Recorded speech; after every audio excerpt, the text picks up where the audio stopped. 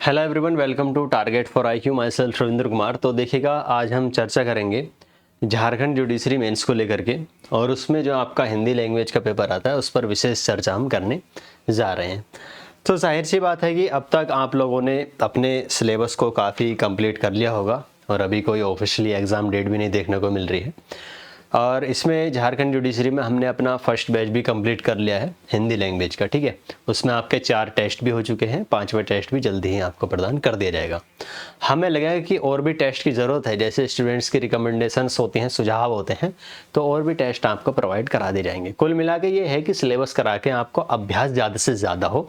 आपका क्या रिव्यू है वो भी आप हमारे व्हाट्सअप नंबर पर बताते रहते हैं या हम रिव्यू लेते रहते हैं, तो उससे हमें भी आकलन होता रहता है कि आपकी तैयारी कितनी हो चुकी है। या आप टेस्ट करते हैं फिर कॉपी चेक कराते, तो उससे हमें भी ये आकलन होता रहता है कि हाँ, आप किस पायदान तक अभी पहुँचे हैं। तो आपको पता ही होगा कि लैंग्वेज का पेपर जो है झारखंड जुडिशरी में आपका 100 मार्क्स का, उसमें 50 का हिंदी है, 50 का इंग्लिश है। अब इसमें जो पहला टॉपिक है आपका, अब जैसे 50-50 के दोनों पोर्शन है। अब जैसे इसमें पहला जो टॉपिक है वो निबंध है, ठीक है, यानी कि एस्से निबंध है।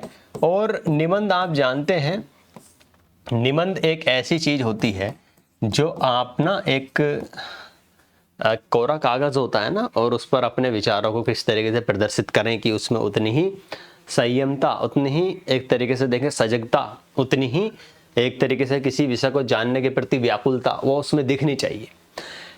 निबंध को करने के तरीके क्या होते हैं, वो सारी बातों पर हम डिस्कस करेंगे आपके साथ जब लाइव आप हमसे जुड़ेंगे।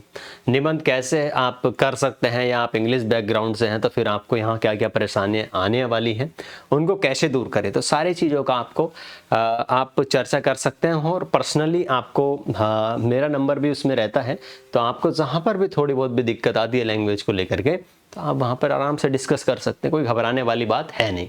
आप इंग्लिश बोर्ड से हों, यूपी बोर्ड से हों, आपके अगर हिंदी वीक है तो आपको उसमें कोई ऐसा एक तरीके से मन में भ्रम या शंका या चिंता नहीं रखनी है कि हाँ कैसे कवर होगा। क्योंकि आप जानते हैं कि अगर 100 मार्क्स आप जितना ज़्यादा से ज़्यादा कर लें लैंग्वेज में और कम समय में आप कर सकते हैं, और 50 हिंदी है तो हिंदी में आप, अभी मैं आपको बताऊंगा किस तरीके से 50 में से आप 40+ आराम से कर सकते हैं, ठीक है।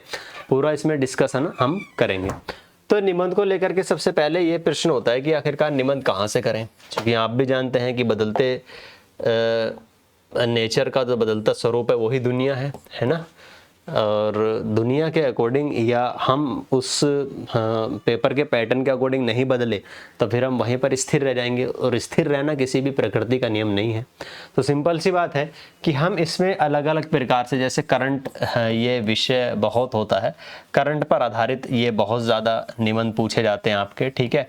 संस्कृति कल्चर को लेकर के आपके निबंध पूछे जाते हैं, आपके झारखंड कल्चर वगैरह या भारतीय कल्चर, है ना। जो भी वर्तमान में जैसे इंटरनेशनल रिलेशंस पर तो बहुत कम आते हैं जुडिशरी में, वो आपके स्टेट को कवर करता है या नेशनल को। जैसे कोई प्लानिंग से लेटेस्ट आपका यहाँ हर घर जल योजना है, काफ़ी इंपॉर्टेंट है ना। सोलर ऊर्जा को कैसे प्रमोट किया जा रहा है वो बहुत इंपॉर्टेंट है, तो योजना वगैरह, तो इन चीज़ों पर थोड़ा सा ध्यान दिया जाता है। लगभग हम 10 से 12 ऐसे करते हैं, और एग्ज़ाम टाइम में हम देख लेते हैं कि क्या परिस्थितियाँ वर्तमान परीक्षा में आने की क्या पॉसिबिलिटी लग रही है, किस विषय पर ज़्यादा चर्चा है। जैसे वर्तमान में एक देश एक चुनाव है, या हम कहें सूखा एक बहुत ही डिजास्टर साबित हो रहा है, ठीक है, ये एक चर्चा का विषय है। या आप कहें एक तरीके से जो भी मतलब मुद्दे हमारे चर्चा में ज़्यादा रहते हैं। अच्छा, ये निबंध का हो गया। निबंध बेसिकली आपको सिंपल सी बात है, ये 500-600 शब्दों से कम में तो आपको लिखना नहीं होगा, है ना। बाकी बात करें इसमें आपका एक और आता है, जैसे संक्षेपण।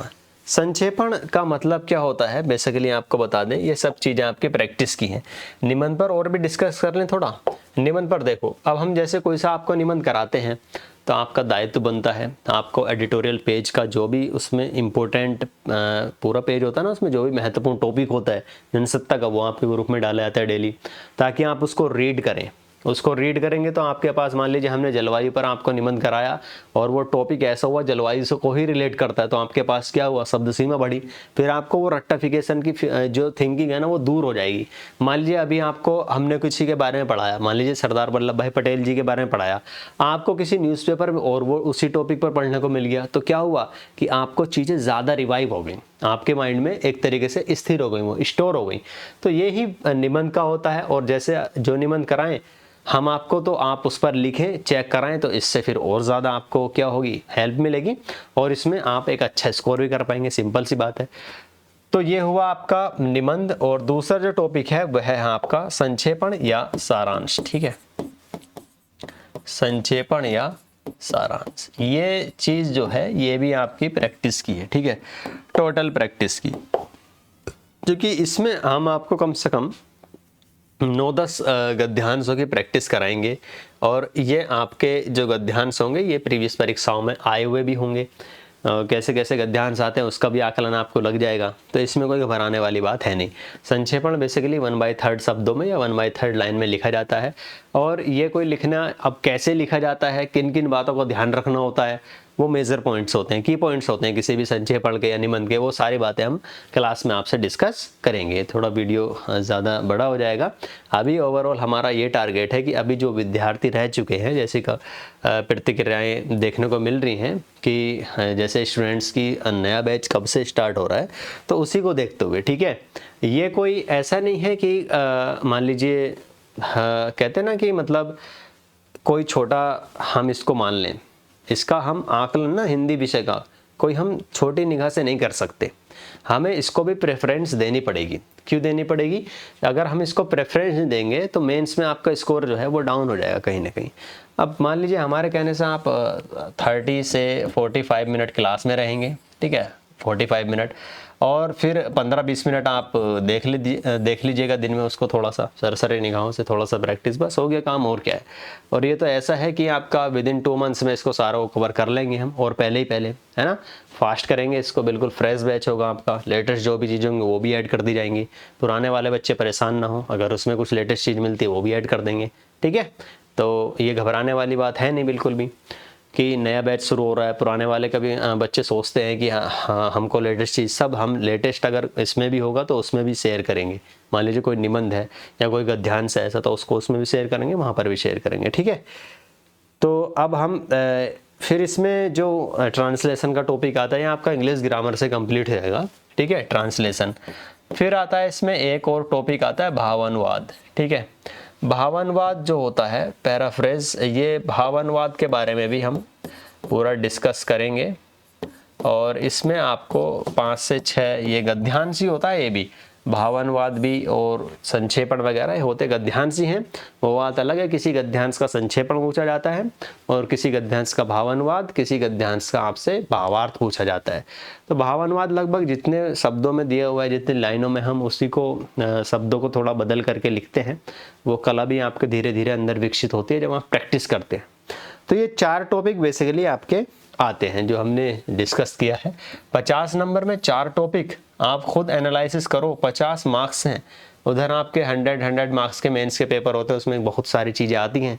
यहाँ पर 50 नंबर में 4 ही टॉपिक हैं, और 4 टॉपिक में भी 2 टॉपिक ऐसे हैं, भावानुवाद और संक्षेपण, जिनमें आपको ना कुछ रटने जाने की ज़रूरत, ना केस, ना कुछ, ना डेट, कुछ नहीं, बस प्रैक्टिस करके जानी है, आराम से वहाँ पर आप कर देंगे, कोई हार्ड नहीं है। बात रही निबंध की, वो भी प्रैक्टिस करेंगे, वो भी हो जाएगा। 400-500 शब्दों में आपको बेसिकली आएगा ही निबंध, इससे ज़्यादा नहीं आएगा। ठीक है, हद से 600 शब्दों में, हालांकि हम 1100-1200 शब्दों में आपको देते हैं ताकि शब्द सीमा आपके पास रहे। ट्रांसलेशन आपका इंग्लिश कर रहूँगा, वहाँ पर कवर हो जाएगा। तो सिंपल सी बात है कि हम जो 50 नंबर हैं इनको क्यों छोड़ें, कम से कम अप्रोक्स आप 40+ का तो ये टारगेट रखें, मीडियम से मीडियम स्टूडेंट्स। बाकी इसमें आप ग्रामर अच्छे से कर लेते हैं ट्रांसलेशन के लिए, तो सिंपल सी बात, आप 45 आराम से, कोई बड़ी बात नहीं है। ठीक है, बहुत आराम से, चूंकि स्कोरिंग है। आप देखो, अब संक्षेपण में कोई याद करके कोई जाएंगे आप, या भावानुवाद में आपको याद करके कोई जाएंगे घर से, बस प्रैक्टिस ही तो करेंगे।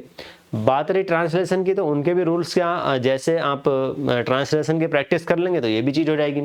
निबंध की बात रही, वो भी आपका जितनी ज़्यादा से ज़्यादा थोड़ा सा अभ्यास, मान लीजिए अब जैसे निबंध कराएं, आपको क्लासेस हो गई, हाँ मान लीजिए 2-3 निबंध की क्लास हो, या आपके मन में आया कि आज ये वाला निबंध लिख लेते हैं 2 दिन पहले जो कराया था, तो सिंपल सी बात है कि वो कवर हो जाएगा वहाँ पर। तो ओवरऑल आपकी ये चीज़ें सारी प्रैक्टिस की हैं, इसमें कोई अलग से याद वाद करने की कोई ज़रूरत नहीं है। निबंध में हाँ 1-2 निबंध होते हैं, 2-4 निबंध जिनमें थोड़ा सा डेट वगैरह जाती है, ईयर वगैरह जाता है, वो याद रखना पड़ जाता है। बाकी आप देख लीजिए आकलन करके खुद, आपको हार्ड लग सकता है लेकिन साथ जब जुड़ेंगे तो सारी चीज़ें आसान होने वाली हैं। ठीक है, तो ये आपका जो फ्रेश बैच स्टार्ट हो रहा है ये आपका 5 अक्टूबर से हो रहा है। ठीक है, टाइम वगैरह सब आपको बता दिया जाएगा, डिस्क्रिप्शन में सारी जानकारी आप ले सकते हैं। 5 अक्टूबर से स्टार्ट हो रहा है और आप ऑफिस के नंबर 7500110314 पर कॉल या व्हाट्सअप मैसेज करके जानकारी ले सकते हैं। तो सारी क्लासेस आपकी ऐप पर होंगी और कंटेंट्स वगैरह जो भी होगा पीडीएफ नोट्स वगैरह वो आपको टेलीग्राम में उपलब्ध कराए जाएंगे। हो सकता है अब ऐप पर ही आपको नोट्स भी प्रोवाइड कराए जाए। तो कुल मिला के सारे प्रश्नों का जवाब देने की कोशिश की गई है, जो भी आपके प्रश्न बन सकते थे। मार्जिंग सब्जेक्ट है, स्कोरिंग सब्जेक्ट है, यहाँ पर ध्यान देने की आवश्यकता है। और बाकी अगर कोई प्रश्न बचता है आपका तो वो आप कमेंट कर सकते हैं। Thank you so much.